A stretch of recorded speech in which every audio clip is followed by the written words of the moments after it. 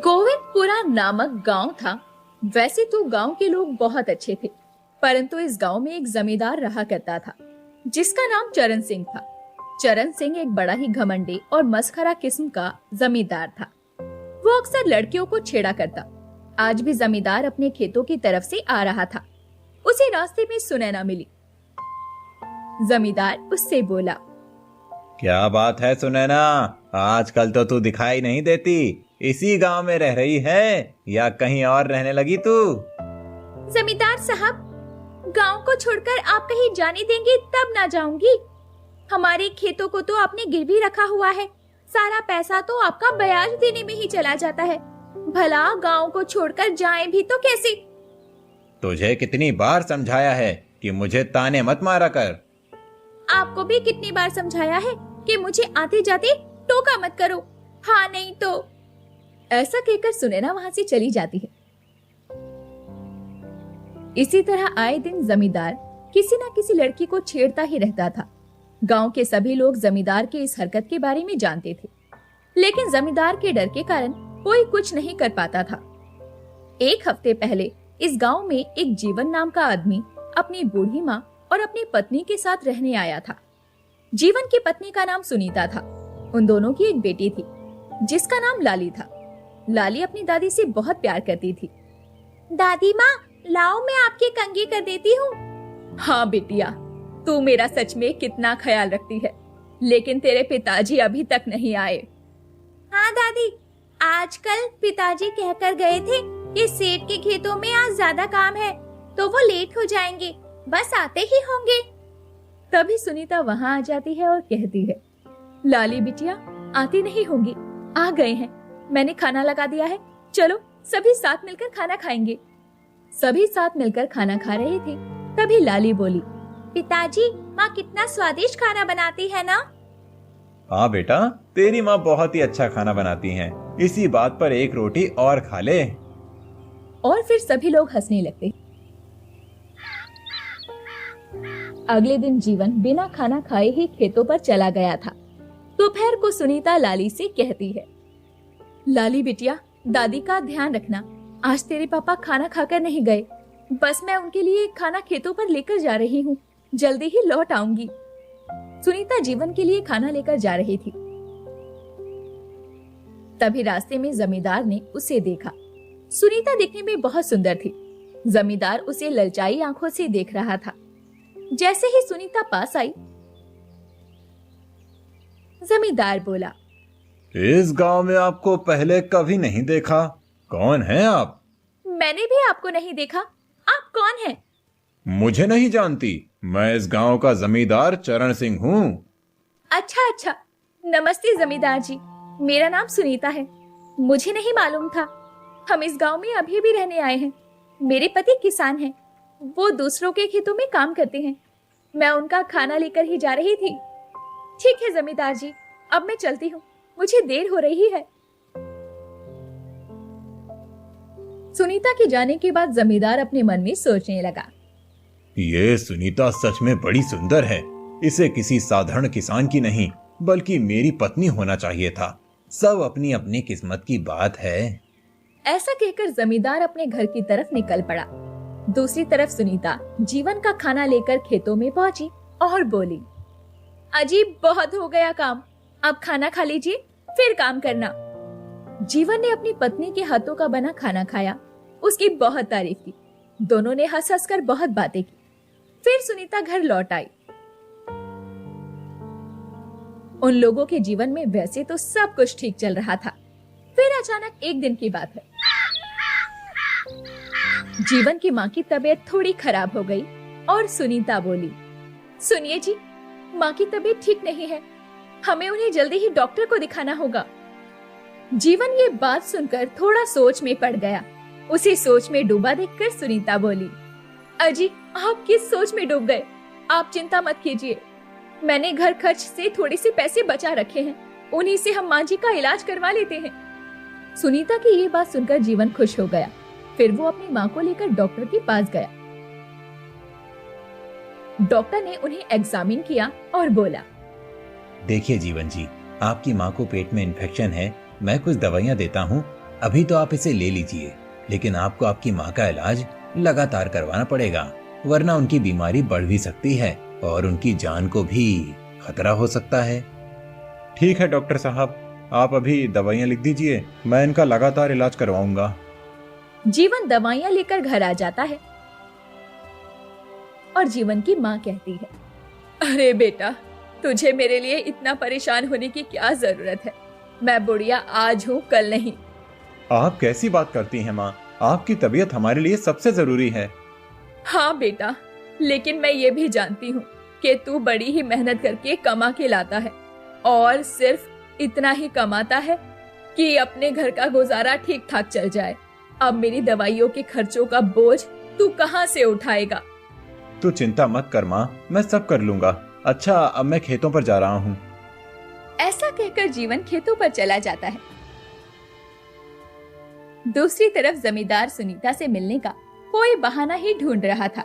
जैसे ही उसे पता चलता है कि जीवन की माँ की तबीयत खराब है, वो तबीयत पूछने के बहाने सुनीता के घर पर आ जाता है और कहता है, सुनीता, कैसी हो तुम? सुना है माँ जी की तबीयत खराब है। ठीक सुना है आपने जमींदार जी। देखो सुनीता, एक बात कहूँ, बुरा मत मानना। मैं जानता हूँ कि जीवन सिर्फ इतना कमाता है कि घर का खर्चा मुश्किल से चल पाता है। अब माँ जी की दवाइयों का खर्चा भला कहाँ से आएगा? तुम ऐसा क्यों नहीं करती कि तुम भी कुछ काम धाम करो? मेरे घर में तो काम की बहुत जरूरत है। आ जाना मेरे घर पर ही, काम में लग जाना। सुनीता ये जान चुकी थी कि जमींदार की नीयत कुछ ठीक नहीं है, इसलिए वो जमींदार की बात को टालते हुए बोली, जमींदार जी, अभी तो ठीक चल रहा है सब कुछ, कभी कुछ ऐसा लगा तो मैं जरूर आऊंगी। इसके बाद जमींदार वहाँ से चला जाता है। ऐसे ही कुछ दिन बीत जाते हैं। जीवन की माँ की तबीयत बहुत खराब हो जाती है। तब जीवन गांव के मुखिया के पास जाता है और कहता है, मुखिया जी, मेरी माँ की तबीयत बहुत खराब है और मुझे पैसों की बहुत जरूरत है। कृपया करके आप मुझे कुछ पैसे उधार दे दीजिए, मैं जल्दी ही वापस लौटा दूंगा।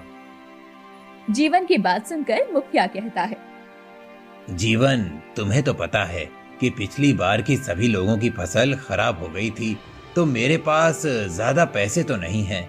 हाँ, ये कुछ पैसे ही पड़े हुए हैं, तुम इसे रख लो, जब मन करे तब वापस कर देना। लेकिन शायद इतने पैसे में तुम्हारा काम न बने, और अगर तुम्हें ज्यादा पैसे चाहिए तो गांव में कोई व्यक्ति नहीं है जो तुम्हें उधार दे सके, जमींदार के सिवा। मानता हूँ जमींदार अच्छा आदमी नहीं है, लेकिन जरूरत पड़ने पर मदद तो सिर्फ वही कर सकता है। बस आगे तुम देख लेना भाई। ठीक है मुखिया जी, आपका बहुत बहुत शुक्रिया, मैं देखता हूँ। इसके बाद जीवन उन पैसों से अपनी माँ का इलाज करवाता है, लेकिन जल्दी ही माँ की तबीयत और खराब हो जाती है और जीवन को और पैसों की जरूरत पड़ती है। मजबूर होकर जीवन जमींदार के पास जाता है और कहता है, जमींदार जी, मुझे आपसे कुछ रुपयों की जरूरत थी, कृपया करके मुझे कुछ पैसे उधार दे दीजिए, मैं जल्दी से जल्दी आपके पैसे लौटा दूंगा। कोई बात नहीं जीवन, तुम ये पैसे रख लो और अपनी माँ का इलाज करवाओ। मैं जानता हूँ कि तुम्हारी माँ की तबीयत बहुत खराब है, इसीलिए तुम्हें पैसों की जरूरत है। जीवन वो पैसे लेकर चला जाता है। जमींदार एक कुटिल मुस्कान से जीवन को जाते हुए देख रहा था। जीवन घर आया और अपनी पत्नी को बोला, सुनीता, देखो मैं जमींदार से पैसे उधार ले आया हूँ। अब हम अपनी माँ का इलाज शहर में करवाएंगे और अच्छे डॉक्टर से करवाएंगे। इसके बाद जीवन अपनी माँ का इलाज शहर ले जाकर करवाता है। जीवन की माँ थोड़ी ठीक ठाक हो जाती है, वो लोग घर आ जाते हैं। फिर जीवन अगले दिन काम पर जाता है तो जीवन का सेठ उससे कहता है, देखो भाई जीवन, पिछले कुछ दिनों से तुम्हारे बहुत नाटक हैं और अभी तुम अपनी माँ का इलाज करवाने शहर गए थे और मुझे काम की बहुत जरूरत थी, इसीलिए मैंने दूसरे मजदूर रख लिए। अब मैं तुम्हें काम नहीं दे पाऊंगा, भाई तुम अपने लिए कोई दूसरा काम ढूंढ लो।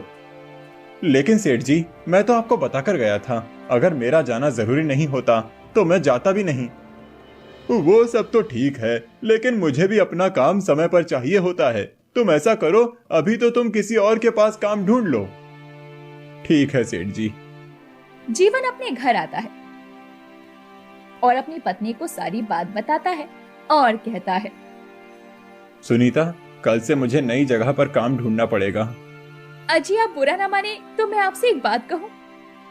हाँ सुनीता, बोलो। अजी मैं कह रही थी कि अभी हमारे घर के हालात थोड़े ठीक नहीं हैं और माँ जी की दवाइयों में भी बहुत पैसा लग रहा है, तो क्यों ना मैं भी कहीं काम कर लूँ। आखिर मैं घर ही तो बैठी रहती हूँ, काम करूँगी तो 4 पैसे आएंगे। ठीक है सुनीता, लेकिन तुम काम क्या करोगी? मैंने गांव के 1-2 घरों में झाड़ू पोछे की बात की है। ठीक है सुनीता, तुम कर लो। अगले दिन से सुनीता भी झाड़ू पोछे का काम करने लगती है और जीवन को भी दूसरी जगह काम मिल जाता है। लेकिन वो दोनों मिलकर भी इतना नहीं कमा पा रहे थे कि माँ की दवाइयों का खर्च और घर के खर्च निकालने के बाद जमींदार का कर्ज उतार सके। ऐसे ही कुछ दिन बीत गए थे। एक दिन जमींदार आया और जीवन से बोला, अरे जीवन, अब मेरा कर्जा वापस कर दे। जमींदार जी, आपको तो पता ही है कि मेरे घर के हालात ठीक नहीं हैं। माँ जी की दवाइयों में काफी खर्चा हो जाता है और जैसे तैसे मेरा घर चल पाता है। मुझे थोड़ी मोहलत दे दीजिए, मैं आपका कर्जा उतार दूंगा। जीवन, पहले ही तुझे मैंने बहुत मोहलत दे रखी है। अब ला भाई, मुझे मेरा पैसा वापस कर दे। इससे ज्यादा और मोहलत मैं नहीं दे सकता। जमींदार जी, इस वक्त आपको वापस करने के लिए मेरे पास पैसे ही नहीं हैं। हाँ भाई, तू ठीक कहता है। आखिर तू कहाँ से लाएगा पैसे? लेकिन हाँ, कुछ तो करना ही पड़ेगा। सुना है कि तेरी बीवी पड़ोस में ही झाड़ू पोछा का काम करती है। तू ऐसा कर कि अपनी बीवी को मेरे घर झाड़ू पोछा और साफ सफाई के काम पर रखवा दे। इसी बहाने तेरा पैसा भी कट जाएगा और मेरा कर्जा भी उतर जाएगा। जीवन को नहीं मालूम था कि जमींदार की नीयत उसकी पत्नी पर खराब है, इसीलिए जीवन ने हाँ कर दी और जमींदार वहाँ से चला गया। शाम को जब सुनीता घर आई तो जीवन ने उसे सारी बातें बताई और कहा, सुनीता, अगर हमने जमींदार का कर्जा वापस नहीं किया तो वो हमारा घर हथिया लेगा। इससे तो बेहतर है कि तुम उसी के घर पर कुछ समय काम कर लो। हम जल्दी ही पैसा इकट्ठा कर लेंगे और फिर कर्जा भी उतार देंगे। उसके बाद तुम वहाँ काम करना बंद कर देना। जीवन की बात सुनकर सुनीता मन ही मन सोचने लगी, अगर मैंने इन्हें सच्चाई बता दी तो ये मुझे जमींदार के यहाँ काम पर कभी नहीं भेजेंगे, लेकिन फिर हमारा कर्ज भी नहीं उतर पाएगा और जमींदार हमसे हमारा ये घर भी हथिया लेगा। इससे तो बेहतर है मैं कुछ दिन उसके घर पर काम कर लेती हूँ। और ऐसा सोचकर सुनीता अगले दिन जमींदार के यहाँ काम पर गई। जमींदार की पत्नी शोभा सुनीता को देखते ही बोली, अच्छा तो तुम सुनीता हो, तुम ही आज से हमारे घर में काम करने आई हो? जी मालकिन। साफ सफाई के सिवा खाना वाना बनाना भी तो आता है ना तुम्हें? जी मालकिन, मैं सब कर लूंगी। ठीक है, आज से ही काम पर लग जाओ और देखो हमारे यहाँ बहाना नहीं चलेगा, रोज काम पर आना पड़ेगा। अच्छा मालकिन, ठीक है। अब सुनीता जमींदार के यहाँ काम करने लगी। एक दिन सुनीता काम कर रही थी, तभी शोभा की एक सहेली शोभा से मिलने आई। शोभा ने सुनीता को आवाज दी, सुनीता, अरे ओ सुनीता, जल्दी से मेरी सहेली के लिए चाय और थोड़े बिस्किट वगैरह ले आ। जी मालकिन। शोभा की सहेली पारुल सुनीता को बहुत ध्यान से देख रही थी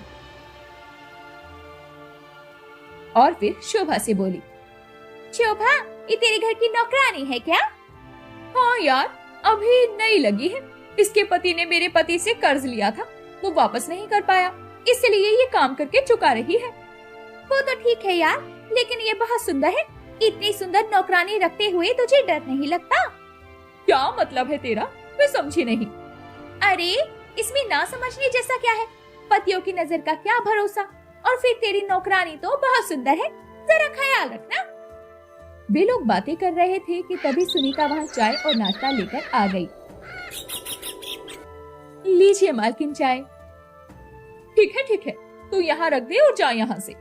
शाम को जमींदार जब घर आया तो सुनीता को देखकर बहुत खुश हो गया और वो शोभा से बोला, शोभा, सुनीता से ज्यादा काम मत करवाना। बेचारी अपने पति का कर्ज उतारने के लिए आई है। उसे ऐसा नहीं लगना चाहिए कि हम उससे ज्यादा ही काम करवा रहे हैं। जमींदार की बात सुनकर शोभा बोली, हाँ जी ठीक है, मैं उसका ख्याल रख लूंगी। आपको ज्यादा चिंता करने की जरूरत नहीं है। अगले दिन से शोभा सुनीता से बहुत चिढ़ने लगी और वो उससे बहुत बुरी तरह से बात करती थी। तुमसे जल्दी जल्दी काम नहीं होता क्या? तुम जानबूझकर रात तक काम करती हो ताकि तुम यहीं पर रह सको। अपनी झोपड़ी अच्छी नहीं लगती है क्या तुम्हें? कैसी बातें कर रही हैं मालकिन आप? काम ही इतना सारा होता है कि वो रात तक खत्म नहीं होता। ठीक है, अब ज्यादा मुंह मत चला। जल्दी जल्दी काम कर और अपने घर जा। और हाँ, जमींदार जी से ज्यादा बातें करने की कोशिश भी मत करना। शोभा ऐसा कहकर कमरे में चली गई। सुनीता को शोभा की ये बातें बहुत बुरी लगती थी, लेकिन आखिर वो कर भी क्या सकती थी। इसीलिए वो चुपचाप अपने काम में लग गई। ऐसे ही कुछ दिन बीत जाते हैं। जमींदार की नजर लगातार सुनीता पर बनी रहती थी। वो आते जाते बस सुनीता को ही देखता रहता था, लेकिन सुनीता कभी भी उसकी तरफ ध्यान नहीं देती थी। एक दिन की बात है, सुनीता किचन में बर्तन धो रही थी। तभी जमींदार आया और इधर उधर देखने के बाद सुनीता के पास पहुंचा। जमींदार उसका हाथ पकड़ते हुए बोला, सुनीता, तेरे हाथ बड़े खूबसूरत हैं। ये बर्तन मांजते हुए अच्छे नहीं लगते, पर क्या करूं, मेरी भी मजबूरी है। सुनीता गुस्से से अपना हाथ छुड़वाते हुए बोली, छोड़िए मेरा हाथ जमींदार जी, और आपको मुझसे फालतू बात करने का कोई अधिकार नहीं है। मैं सिर्फ यहाँ काम करने आती हूँ। मुझे अपना काम करने दीजिए और दूर रहिए मुझसे। सुनीता ऐसा बोल रही थी तो जमींदार की पत्नी शोभा सुनीता की आवाज सुनकर किचन में आई और बोली, सुनीता, क्या हो रहा है? तुम क्यों इतने जोर जोर से चिल्ला रही हो? मालकिन, वो मैं। इससे पहले कि सुनीता अपनी बात खत्म कर पाती, तभी जमींदार बोला, अरे शोभा, मैं इससे कह रहा हूँ कि मुझे एक कप चाय बना कर दे दे, लेकिन ये कह रही है कि बर्तन धोने के बाद ही देगी। बस यही बात है। शोभा को सुनीता पर पहले से शक हो चुका था, लेकिन फिर भी वो बात को टालते हुए बोली, आप जाइए, चाय मैं बनाकर ला देती हूँ। जमींदार वहाँ से चला गया। तब शोभा सुनीता से बोली, देख सुनीता, तेरी हरकतें मैं देख रही हूँ। जरा अपनी हरकतों को सुधार ले, वरना मुझसे बुरा कोई नहीं होगा। लेकिन मैम साहब, मैंने किया क्या है? मैं तो चुपचाप अपना काम कर रही थी। साहब ही मेरे पास आकर फालतू बातें कर रहे थे। मुझे सब पता है कि कौन कैसी बातें करता है। 2 कौड़ी की काम वाली मेरे पति पर उंगली उठाने की कोशिश मत करना। मुझे तो लगता है तूने और तेरे पति ने जानबूझकर कर्जा लिया ताकि तुम लोग कर्जा ना चुका पाओ और तू मेरे घर काम वाली बनकर मेरे पति पर डोरे डाले। शोभा की बात सुनकर सुनीता की आंखों में आंसू आ जाते हैं, लेकिन वो कर भी क्या सकती थी। इसलिए वो रोते हुए चुपचाप बर्तन धोने लगती है। ऐसे ही कुछ समय बीत जाता है। एक दिन शोभा बाजार गई हुई थी, तभी जमींदार सुनीता के पास आया और बोला, सुनीता, मुझे तुमसे कुछ बात करनी है। जमींदार जी, चले जाइए यहाँ से, मुझे आपसे कोई बात नहीं करनी। देखो सुनीता, अगर तुम चाहो तो मैं तुम्हारा पूरा कर्ज माफ कर सकता हूँ और तुम्हारे पति को अच्छी जगह काम दिला सकता हूँ और तुम्हें ये सब काम करने की जरूरत भी नहीं पड़ेगी। बस तुम ऐसा करना कि मेरे इस घर के पीछे वाले इलाके में मेरा एक घर और है। बस तुम काम खत्म करने के बाद वहाँ आ जाना। जमींदार जी, अपनी बकवास बंद कीजिए। गरीब होने का ये मतलब नहीं है कि आप मुझसे कोई भी बात करेंगे। मैं आपके यहाँ काम करती हूँ और आपको मुझसे बस इतना ही मतलब होना चाहिए। सुनीता ऐसा कह रही थी कि तभी शोभा आ जाती है और सुनीता से कहती है, ये तुम क्या बातें कर रही हो मेरे पति से? मालकिन देखिए ना, जमींदार जी हमेशा मुझसे उल्टी सीधी बातें करते हैं। सुनीता का ऐसा कहना ही था कि जमींदार ने खींचकर एक थप्पड़ सुनीता को मारा और बोला, उल्टी सीधी बातें मैं तुझसे करता हूँ या तू मुझसे करती है? पता है शोभा, ये कह रही थी कि जमींदार जी मुझे कुछ पैसों की जरूरत है, पैसों के लिए मैं कुछ भी कर सकती हूँ, मैं किसी को नहीं बताऊंगी। लेकिन मैंने तो साफ मना कर दिया, ऐसी थर्ड क्लास औरतों को मैं बहुत अच्छी तरह जानता हूँ। अब तुम ही निपटो इससे, मैं तो चला। ऐसा कहकर जमींदार वहाँ से चला जाता है। तब शोभा सुनीता से कहती है, सोचा था गरीब घर की है, इसे काम करने देती हूँ, लेकिन तू मेरे घर काम करने लायक ही नहीं है। निकल जा मेरे घर से, और आज के बाद अपनी मनहूस सूरत मुझे कभी मत दिखाना। लेकिन मालकिन, इसमें मेरी कोई गलती नहीं है, मेरी बात तो सुनिए। मुझे तेरी कोई बात नहीं सुननी, इसी वक्त निकल जा मेरे घर से, और दोबारा कभी यहाँ मत आना अपनी मनहूस शक्ल लेकर। सुनीता वहाँ से निकल जाती है और मायूस होकर अपने घर जाने लगती है। तभी रास्ते में जमींदार मिलता है और सुनीता से कहता है, देखा सुनीता, मेरी बात न मानने का नतीजा। और अगर तुमने अभी भी मेरी बात नहीं मानी तो मैं अपने कर्ज के बदले में तुम्हारा घर भी हथिया लूंगा, फिर रहना सड़कों पर अपने पति के साथ। जमींदार जी, आप सही कह रहे हैं, मुझे आपकी बात मान लेनी चाहिए। वैसे भी गरीबों को अमीरों की बात माननी ही पड़ती है। अरे वाह, तुम समझ गई। चलो ठीक है, देर से ही सही, तुम्हें बात तो समझ में आई। हाँ जमींदार जी, अपने घर के पीछे वाले बंगले में कल मेरा इंतजार करना, मैं कल दोपहर में वहाँ पहुँच जाऊंगी। सुनीता ऐसा कहकर अपने घर की ओर चली जाती है और जमींदार बहुत खुश होता है। अगले दिन जमींदार पीछे वाले घर में बैठा सुनीता का इंतजार कर रहा था। सुनीता आई और बोली, जमींदार जी, आपने मुझे बुलाया था ना, तो मैं आ गई। लेकिन पहले मुझे एक बात बताइए कि मुझसे पहले कितनी गरीब लड़कियों की मजबूरी का फायदा उठाकर आपने उन्हें यहाँ बुलाया है। बहुत सारी। तुमसे पहले पहलवान की बेटी विशाखा आई थी यहाँ, और उससे पहले नविता आई थी। अब जब आपने मुझे बता ही दिया है तो ये भी बता दीजिए कि आप गांव वालों से उनकी जमीन के कागज कानूनी तरीके से हथियाते हैं या गैर कानूनी। ये सब काम कानूनी तरीके से नहीं होते, बल्कि गैर कानूनी तरीके से होते हैं। सुनीता इसी तरह जमींदार से सवाल करती गई और जमींदार अपने बारे में सारी बातें सुनीता को बताता गया। उसे ये नहीं पता था कि सुनीता की इसके पीछे क्या चाल थी। जब सारी बातें खत्म हो गई, तब सुनीता आवाज देकर बोली, मालकिन, अब आप अंदर आ सकती हैं। इसके बाद सुनीता ने दरवाजा खोला तो शोभा और शोभा के साथ कुछ पुलिस वाले बाहर खड़े हुए सारी बातें रिकॉर्ड कर रहे थे। ये सब कुछ सुनकर शोभा की आंखों में अब आंसू आ गए थे। दरअसल सुनीता तो पहले ही पुलिस वालों के साथ साथ शोभा को भी फोन करके सारी बातें बता चुकी थी और उसे उसी समय पर वहाँ पर बुलाया था। फिर शोभा पुलिस वालों से बोली, इंस्पेक्टर साहब, ले जाइए मेरे पति को अरेस्ट करके, और इन्हें ऐसी सजा दीजिएगा कि फिर कभी कोई अपनी पत्नी के साथ धोखा न कर सके। सुनीता शोभा की बातें सुनकर बोली, नहीं मालकिन, इसके लिए ये सजा भी कम है।